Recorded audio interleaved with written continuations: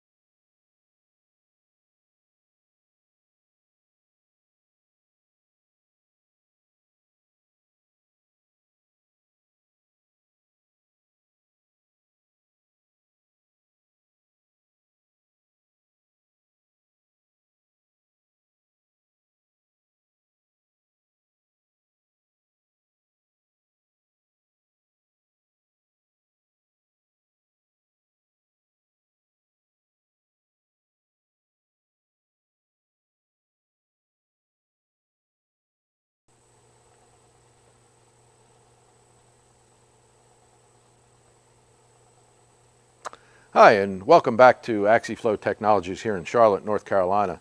If you were with us yesterday, you got to see some of our equipment in the booth. We'll do a brief overview of that and then get a little bit more involved in our powder and mixing blending system, as well as our new product that we have behind me. We'd like to invite you in and take a look and see if you do anything to help you with process improvement. And at the end of the demo, we'll have some time for questions and answers on anything that you see here.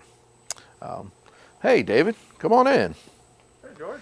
Good to see you. Yeah, you too. Good, good. Welcome back. I'm ready for today. You ready? I'm ready. Good, good. Well, we're going to start out by going through some of the things we looked at yesterday. Okay. For people who weren't with us yesterday, we'll get to let's do it. get some information here. So we've got the, this is our STS-50 size pump. This is our demonstration pump we take to all our shows. It shows a good example of pumping high viscous products. Shows our suction capability. We can pull it up this up the end cover and into the pump, and then pumping back around. You can see the viscosity of the product. It's thick. One of the good features of the pump is it's low shear. The reason why it's low shear is very little of the product gets in between the screws and the casing, so you actually see sections of the product just moving along. Yeah. Not even coming in contact with the rotating unit. So that's one of the definite benefits of an Axiflow screw pump. One of the largest benefits as well is the CIP and process capability of the pump. So we can run it at a low speed. This particular pump down at 0.01 gallons per minute, all the way up to 50, 60 gallons a minute for cleaning. So we can clean a 2-inch standard line for 5 feet per second, standard in the food industry for velocity. So we clean the pump and the lines as well. Nice. So, spare parts? Spare parts, we in our Kennesaw, Georgia facility, that's our administrative facility, but also where we keep all of our spare parts. We have a full line of standard parts, and if we have a pump out there in the field, we'll have parts in Kennesaw. We can ship, if emergency shipment, within 24 hours, or standard delivery on parts is about 2 weeks. Okay. So. Lead time for this pump? So lead time on all of our standard pumps, standard lead time is 8 to 10 weeks, but we do have a couple different levels of stocking. So at our Tampa, Florida facility, where we do fabrication and pump assembly, we have our most common pumps. We'll have them in stock as a completed pump, ready to go. Bare shaft pump can ship within a couple days. Complete assembly can ship within a week. And then we also have a different stocking level of we have 4 different pump sizes that we have a 50, 70, 90, and 125. The bearing housings are complete in stock, and then we keep all the other wet end parts separate, and we can build pumps, up to 2 pumps, and have them ready within about 4 weeks. No, that's great. That's great. So it gives us flexibility for either new applications or emergency shipments to customers. Right. They have a problem, they want to get a new pump in. If they're down, we can ship them very quickly. Awesome. So that's good. This assembly we see here, this is it does have a gearbox. Our typical assembly is direct drive with a synchronous motor. We do this with the gearbox so we can show the slow speed of the application. You can see the feed screws here. Normally when we do the direct drive, it's good for the low flow for process as well as the high flow for cleaning. But if a customer is not interested in using the pump for CIP return, we can use a gearbox as well. It's not a problem either one. Great. So, all right. All right, want to move back here? So, take a step back and we can look at the big gun. Yeah, this is our 125 pump. This is actually our 125 hopper pump. We see we have the rectangular flange. This is on the intake side of the pump, as well as our hopper feed screws. So in the pump area, we still have the standard flank width of the feed screw to allow us to pump pressure. But then in the hopper area, we do what we call a regressive screw. So that flank in that area is a much more narrow screw width, and that allows as much room as possible for the product to actually drop down, get into the pump. It's good for doing cheese curd, for low degradation, diced tomatoes, This way, the product actually falls down into the feed screws almost like a screw conveyor. A typical problem in an operation like that is the solids will bridge, and the pump will actually suck the water out or the liquid out of it. And if that happens, then you have to clean the pipe out and everything. In this case, the pumping element is exposed to the product, and we're able to get the solids right down into it. Abrasives aren't an issue, right? Not at all. That's what we Not at all. discussed yesterday. Right. So we have the option of hardening the feed screws end casing. We do what they call a diffusion hardening. Okay. It actually allows the surface to be 5 times harder than standard materials. It does not eliminate wear. If you have an abrasive product, it's going to wear. This just extends that mean time in between failures. So it gives the maintenance department a little bit of time to prepare. The pump, because we typically do the direct drive, all we do is adjust the speed based on the loss and flow rate. Right. But at least it gives an indicator, and it gives the maintenance department time to prepare to replace parts or go in and see what's wrong. Maintenance on something like this, George, just It's very easy. So the pumps can be worked on actually in place. Everything comes off from the end. We have the 4 tension rods that hold the slides off. Right. We have the end cover, pump casing, intermediate flange. The feed screws will come off once the tension nuts are removed. And then you can get to either the mechanical seals, or in this case, we have standard is double silicon carbide or single tungsten carbide mechanical seals.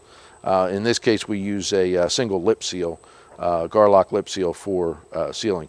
We do this here because it allows us more room in the hopper opening area. Gotcha. For product to come down. Maintenance is how often?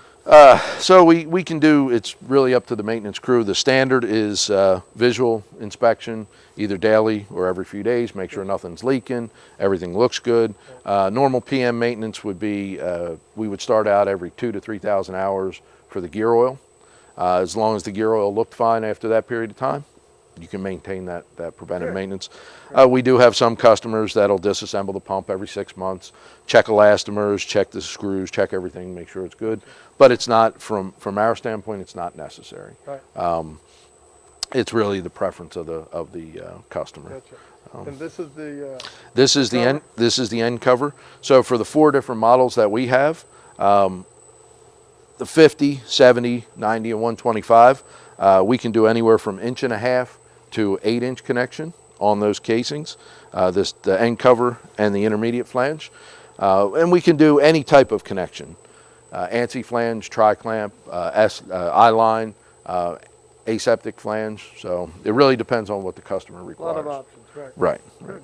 So that's our big pump. Okay. So you ready? We talked a little bit yesterday about our new systems that we have here. Yeah. So some of the other things we get involved in is, and again, all of our systems, all of our applications, our focus is on twin screw. So we develop these systems based on using twin screw technology. Right. That's what we do. Solutions, right? Yes. And we don't do any other types of pumps. We just do twin screw pumps. So that's our focus. In this particular case, this is a powder induction table with a pump, and this one happens to have an inline shear mixer. So we can, if you're doing products like gums that have to be sheared after they're brought into the liquid to get into solution, we'll use the inline shear mixer. We can also use this table and pump just for bringing in sugars and citric acid and so on, things that go in the solution easily. Gotcha. The way this works is this particular unit has a Y lateral, so the powder in feed is on the suction side. We operate the pump, either circulating or doing a one-pass type system. Right.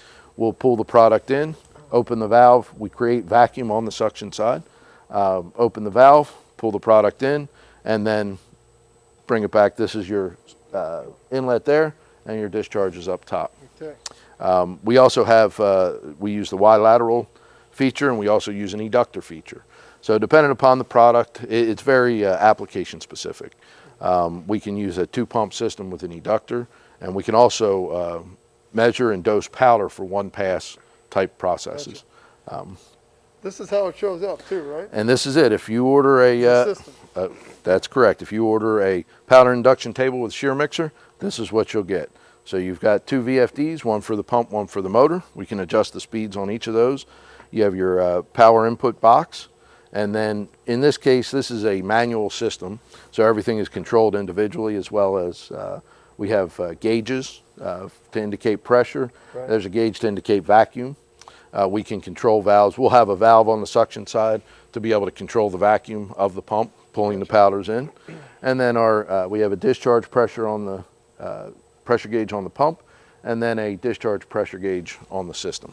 Can be portable too, right? This is portable. As you can see, it's on wheels, Right. so we can use this in a plant. That's a good option. Absolutely. Yeah. Moving it around to different places within the plant. We do all this, all the fabrication you see here is all done in-house at our fabrication and assembly facility down in Tampa. Good. So they do a good job. We're proud of our guys down in Tampa. So All right. we can also automate this system as well. So the power, the controls here, they can all be in a control box or panel view. Oh, nice. Where you can operate everything from the panel, and then have the transmitters and so on. A lot of flexibility. Absolutely. All right. Absolutely. Well, I'm excited. Are you ready? Let's do it. All right. That's why I'm here. I'll let you go ahead and Do the unveiling? do the unveiling. All right. Here we go. Ta-da. So this is our new Axi auger style pump.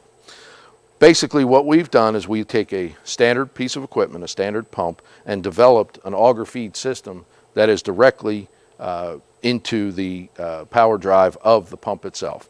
So we have the augers and the hopper. We can do different sizes, different size augers, different size hoppers.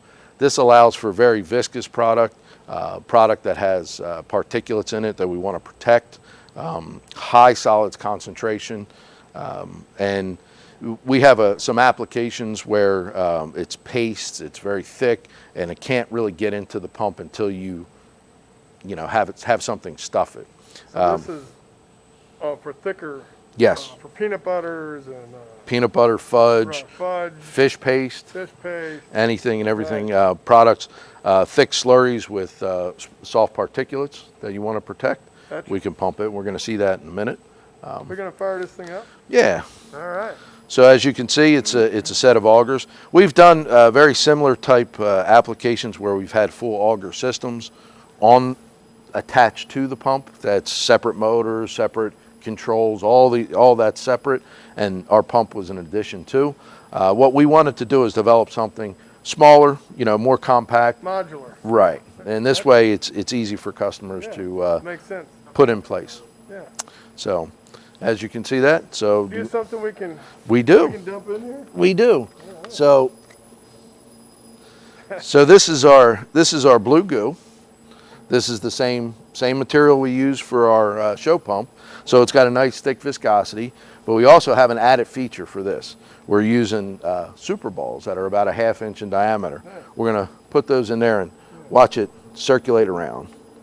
So This way.